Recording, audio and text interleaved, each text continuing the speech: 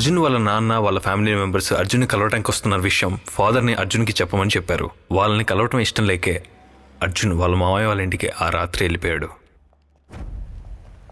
ఇక వాడిని వెతికి ఏ ప్రయోజనం లేదు. వాడు రాత్రి వెళ్ళిపోయాడు. నాకు తెలిసినంతవరకు ఏంటంటే మీరు అనవసరమైన రాజకీయాలతో పోగొట్టుకున్నది మీ మొదటి భార్య ప్రాణాల్ని. ఒంటరిగా ఉన్నప్పుడే కొడుకు గుర్తొస్తాడు. కారు ఓనర్ని ఇంటికెళ్ళి కొట్టినందుకు కేసైంది. జరిగిన విషయం మినిస్టర్ అయిన అనిల్ వాళ్ళ నాన్నకి చెప్తే ఒక ఇన్స్పెక్టర్ హెల్ప్ చేశారు. అప్పుడు దీని గురించి పోలీసులు అనిల్కి చెప్పిన విషయం మా ఆశల మీద నీళ్లు జల్లినట్టయింది. ఆ రోజు యాక్సిడెంట్ జరిగిన సమయంలో ఆ అమ్మాయి ఈ ఫోన్ యూజ్ చేసింది. నువ్వే చూడు. ఈ ఫోన్ ఎవరికన్నా దొరికి ఈ ఫోటో బయటకు వచ్చుంటే లైసెన్స్ లేకుండా బండి నడిపినందుకు, సెల్ఫీ తీసి ఆడుకున్నందుకు మొత్తం పబ్లిసిటీ అయింది. ఈ కేసులో అమ్మాయి ఇరుక్కుంది. ఇంకా చెప్పాలంటే ఇన్సూరెన్స్ రావడం శ్యామ్కి కష్టం. దురదృష్టం శ్యామును వెతుక్కుంటూ వచ్చింది. అది వాడు కూడా మెల్లమెల్లగా తెలుసుకుంటున్నాడు. హాస్టల్ నుంచి కొంతమంది వెళ్ళటం చూసి ఇకపైన నాతో పాటు ఎవరుంటారని చెప్పి బాధపడ్డాడు. కానీ మేము వాడి విషయంలో ఒకే నిర్ణయంతో ఉన్నాం. వీలైనంత వరకు మేము వాడిని అన్ని గుళ్లకు తీసుకెళ్ళాం. మళ్ళీ వాడిని పాత శ్యామ్లా మార్చడమే మా యొక్క లక్ష్యం.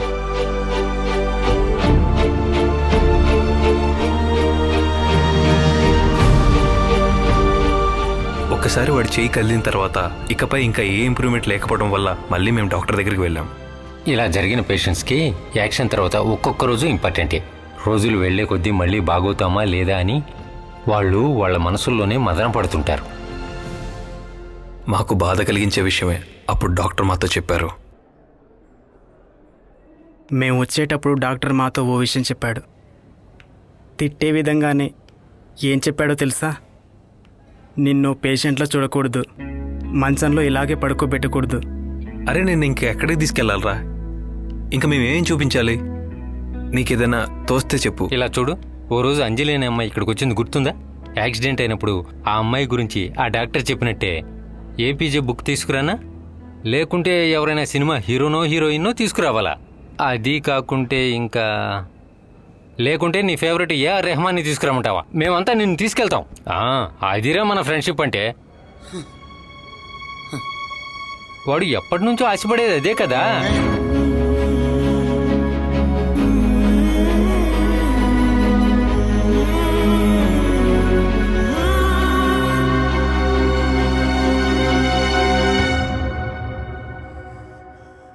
పని అయిపోయింది. బండి చెక్ చేయడానికి తీసుకెళ్లారు. Okay okay. ఏఆర్ రెహమాన్ ని చూపించడానికి తీసుకెళ్దామని విజయ్ తమాషాకు చెప్పినా గానీ అందులో అవకాశం ఉందని మేము నమ్ముతున్నాం. వాడు దేవుళ్ళ అనుకుంటున్న వ్యక్తిని నేరుగా చూస్తే అది వాడికి ఎగ్జైటింగ్ గా ఉంటుందని డాక్టర్ మాతో అన్నారు. దానికి కాలేజ్ మేనేజ్మెంట్ సపోర్ట్ చేసింది. అందుకు మా ప్రయత్నాలు మేము మొదలు పెట్టాం. దాని గురించి మేమేం చేయాలో అన్నీ చేశాం. దీని గురించి ఏదైనా కన్ఫర్మ్ అయితే శ్యామ్తో చెప్పాలని శ్యామ్ దగ్గర మాత్రం ఈ విషయం చెప్పలేదు. ఆయన కోసం చెన్నైలో ఎవరిని కలవాలో మాకు తెలీదు. తర్వాత వీడి మ్యూజిక్ కనెక్షన్ వల్ల చిన్న హెల్ప్ దొరికింది. మేము అలా టూర్ లాగా బయలుదేరి అందరం ఇక్కడ కలిసి వచ్చాం. హే హాయ్, నేను చెప్పాను కదా ఇతనే, నిన్న చెప్పాను కదా. Hi Sonu. Hi. Hi Harish. Okay Sanju, మీరు నిన్న వచ్చారు కదా?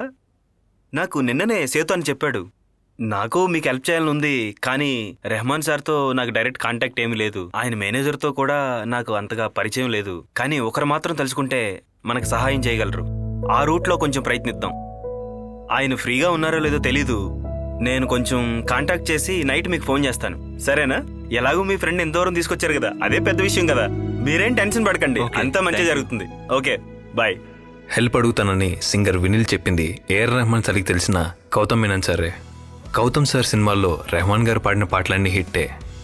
కానీ ఈ విషయం గురించి శ్యామ్ దగ్గర ఏమీ చెప్పకుండా వాడి దగ్గర మేమంతా చాలా జాలీగా ఆడుకునేవాళ్ళం. మేము ఎప్పుడు వెళ్తున్నట్టే బయటికి వెళ్తూ నెక్స్ట్ డే గౌతమ్ సార్తో లవ్లీగా కాస్త టెన్షన్గా మాట్లాడాం. Sir actually what we are going to say is. తెలుగులోనే మీరు మాట్లాడొచ్చు. I can manage, I try. Thank you sir. నిజం చెప్పాలంటే శ్యామ్ ఒక మ్యూజిక్ లవర్. అందులోనూ ఏఆర్ రెహమాన్ సార్ పాటలంటే శ్యామ్కి ప్రాణం.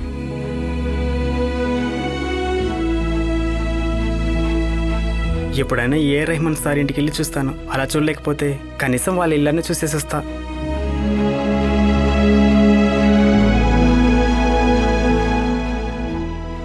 మరుసటి రోజు ఫారెన్లో షూటింగ్ ఉన్నా కూడా మాకు అపాయింట్మెంట్ ఇచ్చిన గౌతమ్ సార్తో మా విషయాలన్నీ షేర్ చేసుకున్నాం.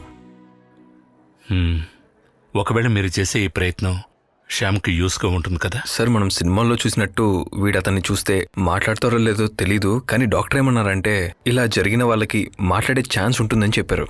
నేను understand that which is that. A R Rahman schedule గురించి తెలుసు కాబట్టి చెప్తున్నాను. ఆయనకు సంబంధించి ఏ విషయం కూడా తొందరపడి చేయడం వీలు కాదు. తెలుసు సార్, కానీ మేము తొందరపడేది ఒకే ఒక విషయం గురించి. మెడికల్ హిస్టరీలో ఇలాంటి వాళ్ళు 18 నెలల తర్వాత మాట్లాడకపోతే ఆ తర్వాత వీళ్ళకి మాట్లాడే ఛాన్స్ చాలా తక్కువట. ఓకే, మీరు ఎక్కడ స్టే చేస్తున్నారు? మేము మా ఫ్రెండ్ ఇంట్లో ఉంటున్నాం సార్, ఈసీఆర్ రోడ్లో.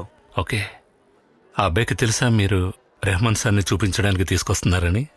లేదు సార్, మేము ఒక టూర్ అని చెప్పి తీసుకొచ్చాం. సో వీలైతే రెహమాన్ సార్ని కలవాలి, లేదంటే స్టూడియో అయినా చూడాలి. అవును సార్. చూద్దాం. I will try my best. ఒక్కరోజు టైం ఇవ్వండి. Thank you sir. No formalities. మీరు స్నేహం కోసం పోరాడడం బాగుంది గనకే నేను సాయం చేస్తున్నాను. చెన్నైలోనూ ఉన్నారు కాబట్టి వీలైనంత వరకు సిటీ చూపించండి, వాడు ఎంజాయ్ చేస్తాడు. తప్పకుండా సార్, అందరం కలిసి తప్పకుండా వెళ్తాం. Okay, all the best. Thank you sir. Thank you sir. Thank you sir.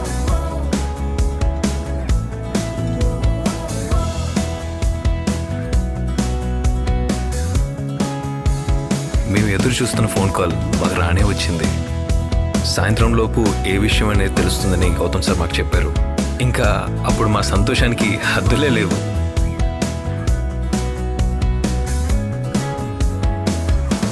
మళ్ళీ నైట్ మాకు గౌతమ్ సార్ ఫోన్ చేశారు.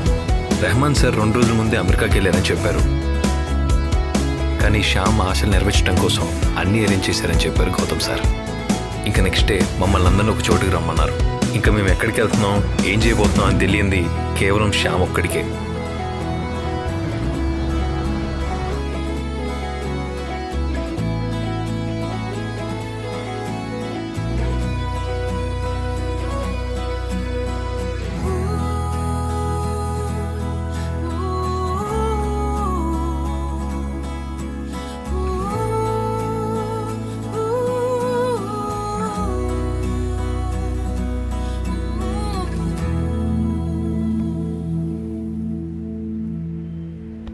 తన మ్యూజిక్ దేవుడైన రెహమాన్ సార్ స్టూడియో చూసి తన డ్రీమ్ వరల్డ్కి వచ్చినట్టుంది శ్యామ్కి. నేరుగా చూడలేకపోయినా ఆ ప్లేస్లో ఆయన్ని చూసినట్టు ఫీల్ అయ్యాం మేమంతా.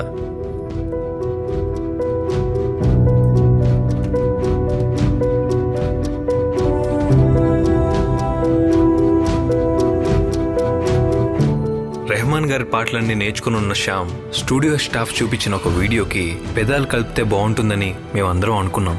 అలాంటి ఒక ఫీలింగే వాడి ఫేస్లో మేమందరము చూసాం.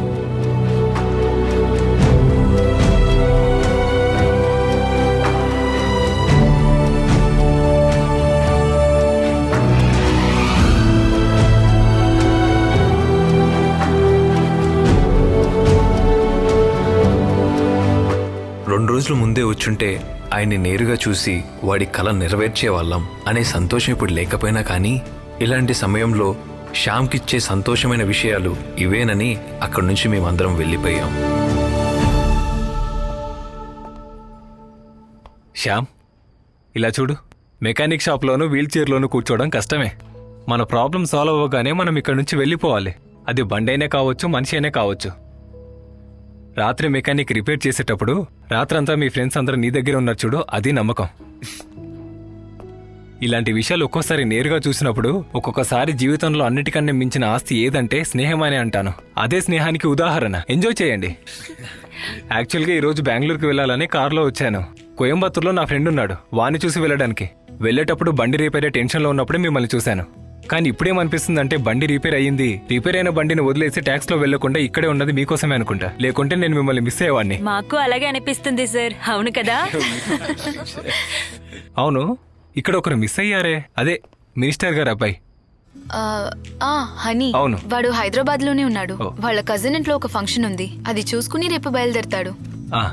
ఓకే, ముందు మనం థ్యాంక్స్ చెప్పాల్సింది ఇతనికే. ఏదో తెలిసిన వాళ్ళు కదా అని చెప్పి వచ్చి పిలిచినప్పుడు ఇతను నిద్రలో లేసి షాప్ ఓపెన్ చేసి మన బండ్లు రిపేర్ చేసి ఇచ్చాడు. ఇతను మనూరే. చిన్న సెటప్ ఉంది. అవును, వీళ్ళ బండి ఏమైంది? అది లేట్ అవ్వదు, అయిపోవచ్చింది. ఓకే ఓకే, నేను బయలుదేరుతాను. Okay, bye sir. సరే. శ్యామ్,